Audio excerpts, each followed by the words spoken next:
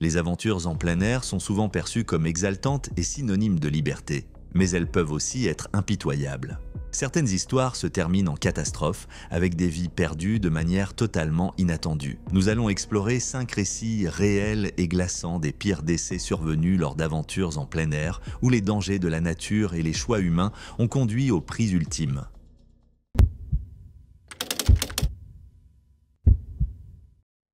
Le 16 mars 2009, Rhonda Casto, une jeune femme de 23 ans, entreprend une randonnée le long du sentier Eagle Creek, situé dans la gorge du fleuve Columbia en Oregon.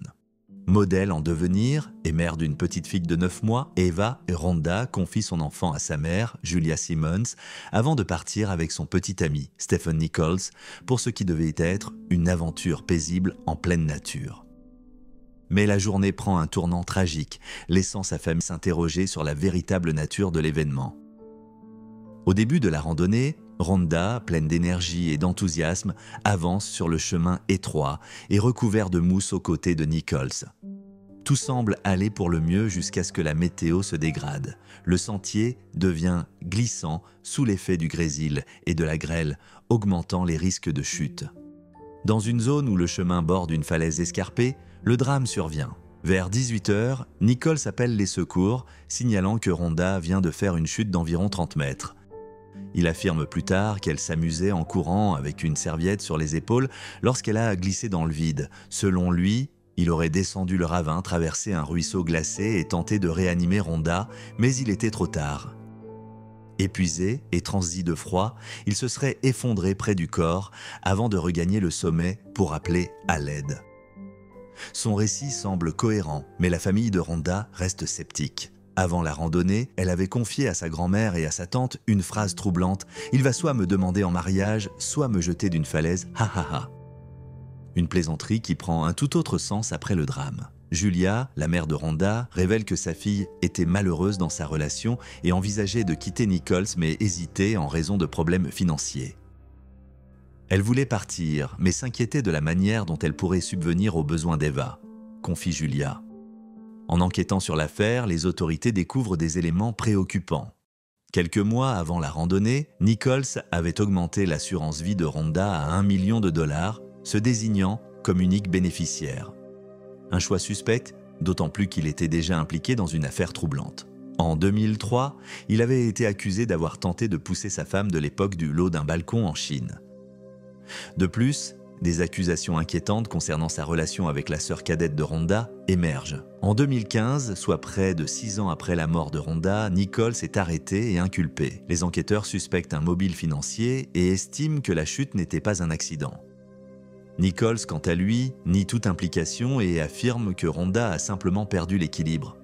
Il ajoute qu'elle prenait des médicaments sur ordonnance, ce qui, selon lui, aurait pu jouer un rôle dans sa chute. L'affaire prend un tournant compliqué en 2017, lorsque des irrégularités judiciaires sont mises au jour. Un entretien clé entre Nichols et la police est jugé irrecevable en raison de la gestion des preuves. De plus, le détective principal a détruit des éléments cruciaux, notamment des photos de la scène et le rapport d'autopsie. Ces erreurs affaiblissent considérablement l'affaire. Face à ces obstacles, les procureurs proposent un accord à Nichols. Il plaide coupable d'homicide par négligence criminelle et de coercition, tandis que l'accusation la plus grave est abandonnée. Il est condamné à 3 ans de probation, avec un crédit pour les 19 mois déjà purgés en détention provisoire. Pour la famille de Rhonda, cette issue est une tragédie. Julia Simmons reste convaincue que sa fille n'est pas morte accidentellement. Elle décrit la relation de Rhonda avec Nichols comme conflictuelle et est persuadée qu'il a joué un rôle dans la tragédie. Nous lui avons tous dit que nous pensons qu'il l'a poussée, déclare-t-elle. Bien que Nichols soit libre, les questions entourant la chute de Rhonda demeurent. Son étrange remarque avant la randonnée, l'augmentation soudaine de son assurance vie et le comportement de Nichols après l'accident rendent difficile l'acceptation de la conclusion officielle. Sa famille continue de chercher des réponses, persuadée que la justice n'a pas été rendue. Et si les paroles de Rhonda avant la randonnée n'étaient pas simplement une plaisanterie? Et si le système judiciaire avait géré les preuves autrement? La vérité aurait-elle pu être révélée d'une manière qui aurait apaisé sa famille? La mort tragique de Rhonda Casto reste une énigme. Sa famille pourrait ne jamais savoir ce qui s'est réellement passé ce jour-là sur le sentier Eagle Creek, mais elle ne pourra jamais se défaire du sentiment que quelque chose dans cette histoire ne colle pas. En septembre 2014, à West Milford, dans le New Jersey, Darsh Patel, un étudiant de 22 ans à l'université Rutgers, part en randonnée avec 4 amis dans la réserve d'Abshawa, une zone forestière dense située à environ 70 km de New York. Passionné de plein air et d'aventure, Darsh ne se doute pas que cette randonnée va prendre un tournant tragique. Les ours noirs sont fréquents dans le New Jersey, mais les attaques contre les humains sont extrêmement rares. À cette époque, aucun décès causé par un ours n'avait été enregistré dans l'État depuis plus de 150 ans. Pourtant, alors que Darsh et ses amis avancent dans la forêt, ils croisent un ours noir mâle de 135 kilos. D'autres randonneurs les avaient prévenus de sa présence, mais malgré cela, ils décident de s'en approcher. Darsh prend plusieurs photos de l'animal, capturant ainsi les derniers instants avant le drame. À environ 30 mètres de distance, le groupe continue à photographier l'ours, sans se rendre compte qu'ils attirent son attention. Habituellement, les ours noirs évitent les humains, sauf s'ils se sentent menacés. Mais celui-ci adopte un comportement inhabituel. Il semble les observer attentivement. Peu de temps après, il commence à les suivre. D'abord, les randonneurs s'éloignent en marchant, espérant que l'ours abandonnera. Mais il continue à avancer. Lorsqu'il n'est plus qu'à 5 mètres d'eux, la panique s'installe. En une fraction de seconde, ils prennent la décision de courir dans des directions opposées pour tenter de lui échapper. Darsh, qui a perdu une chaussure et peine à avancer, essaie de grimper sur un rocher escarpé. En montant, il crie à ses amis de continuer à fuir. Ce sont les dernières paroles qu'ils entendront de lui. Réalisant rapidement l'absence de Darsh, ses amis appellent immédiatement la police. Une équipe de recherche est dépêchée sur place. Et après 2 heures, elle retrouve son corps. L'ours est toujours là, posté près de lui. Les officiers tentent de le faire fuir, mais il reste agressif. Contraint par les circonstances, ils sont obligés de l'abattre. L'autopsie de l'ours confirme par la suite qu'il a attaqué Darsh. Des traces de tissus humains et de vêtements sont retrouvées dans son estomac, et l'ADN de Darsh est identifié sur ses griffes et sa gueule. Les photos prises avec son téléphone sont récupérées, montrant l'ours peu avant l'attaque. Un détail troublant apparaît. Son téléphone porte des marques profondes de morsures. C'était la première attaque mortelle d'un ours noir dans le New Jersey en plus d'un siècle. En 2012, on estimait à environ 3000 le nombre d'ours noirs présents dans l'État. Les experts en faune sont perplexes face à l'agressivité de cet individu. Ce comportement est rare chez les ours noirs qui ne traquent généralement pas les humains. Certains spécialistes suggèrent que l'ours était jeune et inexpérimenté, tandis que d'autres supposent qu'il était malade ou blessé. Les amis de Darsh sont bouleversés. Bien que des randonneurs les aient mis en garde, ils ont tout de même choisi de prendre des photos de l'ours. Lorsque celui-ci commence à les suivre, la panique les pousse à fuir, ce qui aggrave involontairement la situation. En y repensant, beaucoup s'interrogent. Aurait-il pu éviter le drame en quittant immédiatement les lieux ? Aurait-il eu plus de chances de survivre en restant groupé plutôt qu'en se dispersant ? Ces questions restent sans réponse. Un des aspects les plus glaçants de cette tragédie est la persistance de l'ours. Les photos récupérées montrent comment il s'approche progressivement, observant le groupe avant de passer à l'attaque. Ce type de comportement est inhabituel, ce qui laisse place à diverses hypothèses sur les raisons de son agressivité. Les forêts du New Jersey attirent de nombreux randonneurs et amateurs de plein air, mais cet événement rappelle durement que la nature peut être imprévisible. Les attaques d'ours restent rares, mais elles peuvent survenir dans certaines circonstances. Les dernières photos prises par Darsh sont le témoignage saisissant de ces derniers instants. Les événements qui ont précédé l'attaque demeurent une énigme, laissant beaucoup de questions sur ce qui a véritablement déclenché la tragédie.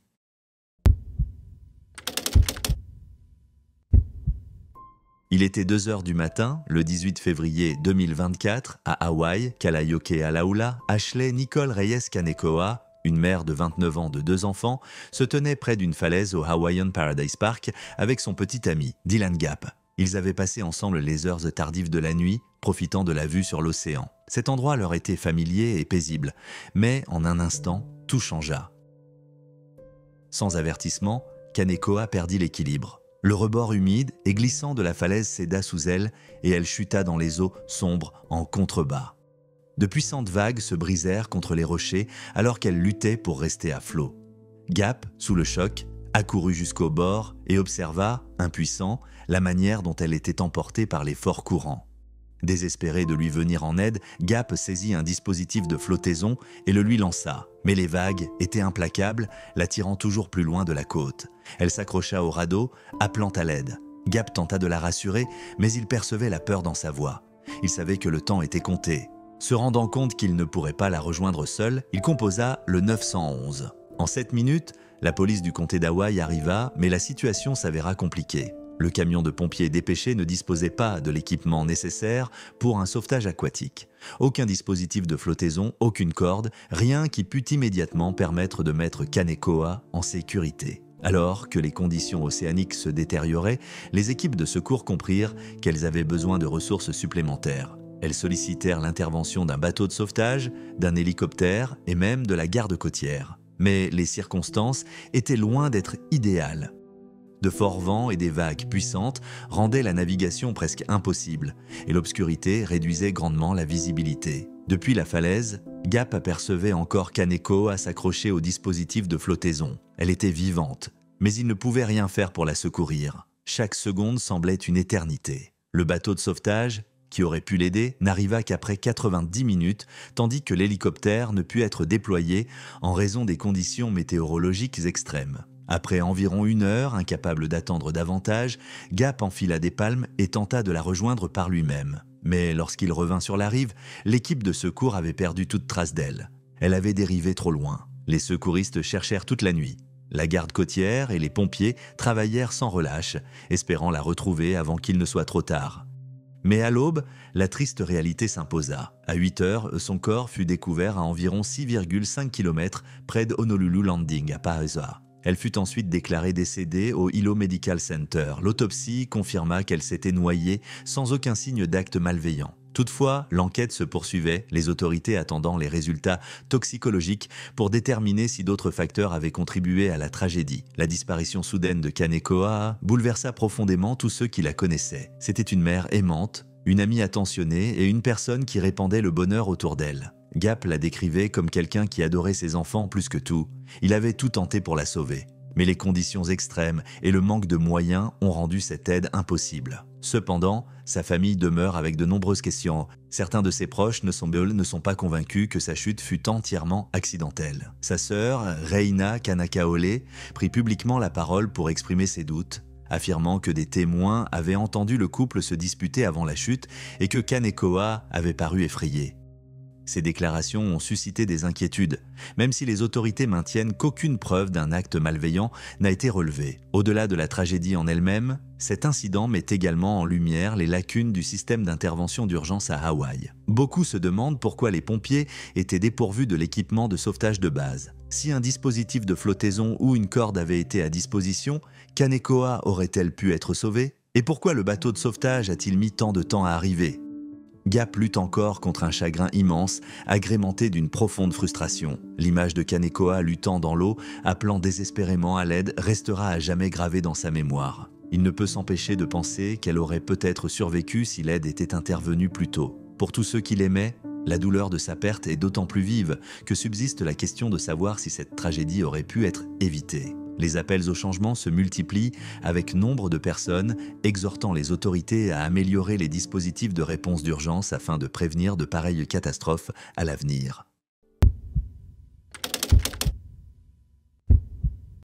Le 15 août 2021, une famille de 3 personnes s'est lancée dans une randonnée à travers la Sierra National Forest en Californie. Le groupe comprenait Jonathan Gerrish, 45 ans, un ingénieur logiciel britannique travaillant chez Snapchat, son épouse, Helen Chung, 31 ans, instructrice de yoga, et leur fille d'1 an, Mijou. Ils étaient également accompagnés de leur chien, Oski. La famille venait tout juste de s'installer à Mariposa, une petite ville située près des contreforts de la Sierra, et avait l'habitude d'explorer les sentiers environnants. Ce matin-là, ils débutèrent leur randonnée depuis le point de départ du sentier à Heights Cove Loop, une zone reculée de la forêt. Ils laissèrent leur camion près de l'entrée, ce qui s'avéra plus tard être un élément clé de l'enquête. Au départ, la météo était agréable, avec des températures avoisinant les 24 degrés Celsius. Cependant, à mesure que la journée avançait, la chaleur s'intensifiait. Dans l'après-midi, les températures montèrent jusqu'à environ 43 degrés Celsius. La famille avait prévu de parcourir une boucle de 8,5 miles, mais la combinaison de forte chaleur et du manque d'ombre rendit le trajet bien plus difficile que prévu. Les enquêteurs découvrirent par la suite que Jonathan et Hélène avaient utilisé une application de randonnée pour tracer leur itinéraire, sans se douter de la rapidité avec laquelle la température pouvait grimper dans cette région. Les montagnes de la Sierra Nevada sont réputées pour leurs sentiers escarpés, et le Heights Cove Loop comporte de longs tronçons presque dépourvus d'ombre. L'un des plus grands défis qu'ils durent affronter fut le manque d'eau. Leur seule provision consistait en une poche à eau Camelback de 85 onces, environ 2,5 litres. Lorsqu'ils furent découverts par les autorités, celle-ci était complètement vide. Il n'existait aucune autre source d'eau à proximité. De plus, des enquêteurs retrouvèrent un biberon de lait infantile parmi leurs effets. À un moment donné, les conditions extrêmes commencèrent sans doute à affecter en premier lieu Mijou, les nourrissons étant particulièrement vulnérables à la chaleur. Ses parents prirent rapidement conscience du danger imminent. Face au terrain difficile, ils auraient essayé d'avancer rapidement, espérant atteindre une zone plus sûre. Les spécialistes estiment que, lorsqu'un d'eux ne put plus continuer, il resta avec Mijou et Oski pendant que l'autre se mettait en route pour aller chercher de l'aide. Mais la chaleur accablante rendait toute survie pratiquement impossible. L'hyperthermie, état dans lequel le corps surchauffe et ne parvient plus à se refroidir, peut s'avérer fatale en quelques heures dans de telles conditions extrêmes. L'augmentation des températures les a probablement empêchés de poursuivre leur chemin et ils finirent par perdre connaissance à cause de l'épuisement thermique. Les équipes de recherche découvrirent leur corps 2 jours plus tard, le 17 août, après qu'un avis de disparition eut été déposé le 16 août. Ils furent retrouvés sur une section escarpée du sentier Savage Landy, à environ 1,6 miles, soit environ 2,6 km, de leur véhicule. Oski gisait à leur côté, lui aussi affecté par ces conditions extrêmes. Les enquêteurs conclurent qu'ils étaient cruellement insuffisamment préparés pour cette randonnée. Leur réserve d'eau était bien trop limitée face à la chaleur intense, et le terrain accidenté rendait encore plus difficile la gestion de celle-ci.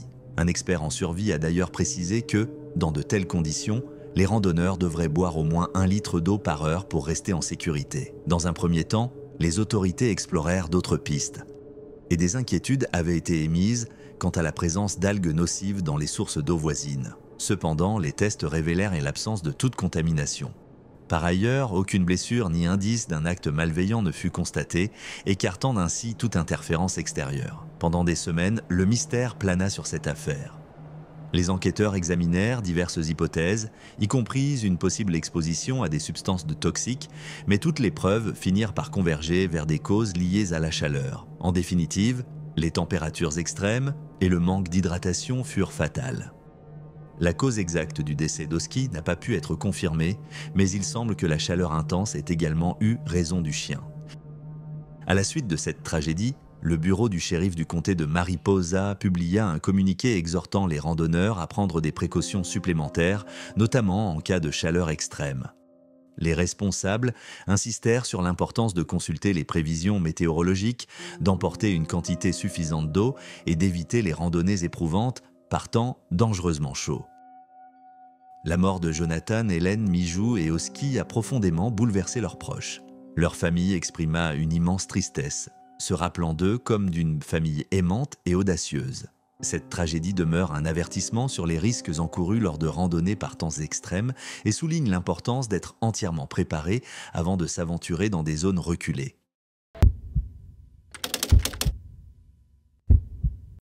Le 10 août 2019, Graham Bateman, directeur commercial âgé de 61 ans originaire de Glossop, dans le Derbyshire, se lança dans une randonnée dans la chaîne de montagnes de la Concha près de Marbella en Espagne.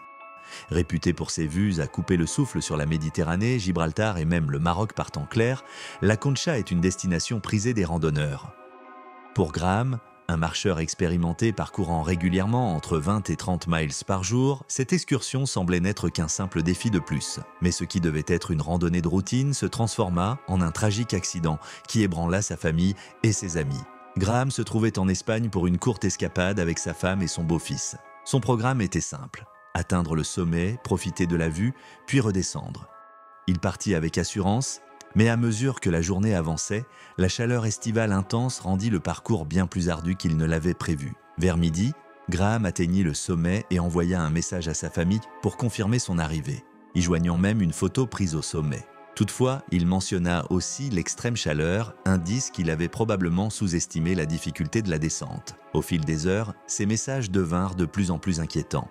Il annonça à sa femme qu'il était perdu, manquait d'eau et se sentait faible à cause de la déshydratation. À 15 heures, il signalait une chute au cours de laquelle il s'était écorché les jambes. À ce stade, il peinait à naviguer en toute sécurité dans le terrain rocheux. Son dernier message indiquait qu'il avait trouvé un peu d'ombre pour se reposer, mais qu'il se sentait désorienté et dépassé. Puis, à 16h35, la batterie de son téléphone s'épuisa, coupant toute communication. La femme de Graham contacta immédiatement les autorités, mais les efforts pour le localiser furent retardés en raison de barrières linguistiques. Un hélicoptère de secours fut déployé dans la soirée, et bien que les secouristes eussent cru l'apercevoir, à leur atterrissage, il était introuvable.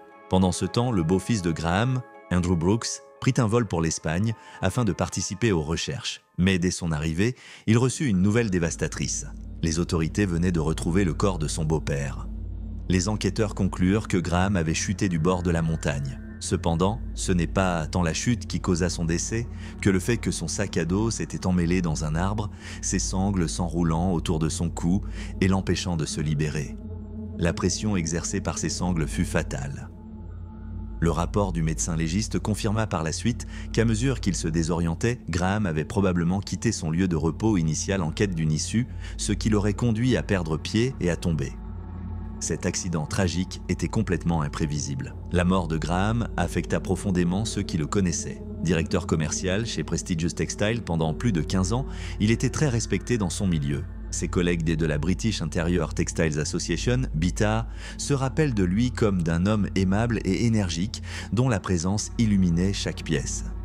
Ses amis et sa famille le décrivaient comme chaleureux, drôle et débordant de vie. Sa disparition soudaine laissa un vide impossible à combler. Bien que la Concha ne soit pas le sommet le plus élevé, elle a déjà fait de nombreuses victimes.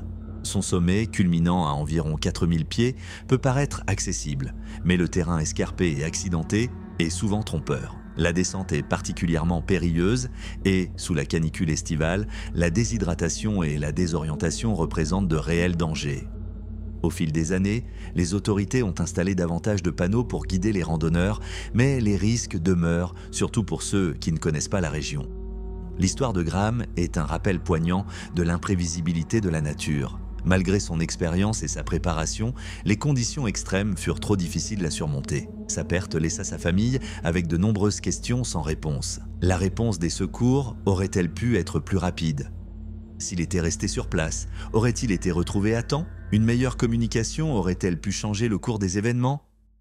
Hélas, ces réponses resteront à jamais inconnues. Ce qui demeure, c'est le souvenir d'un homme qui a vécu sa vie pleinement et qui était profondément aimé. Sa disparition fut une tragédie inimaginable, mais son impact sur ceux qui l'entouraient ne sera jamais oublié.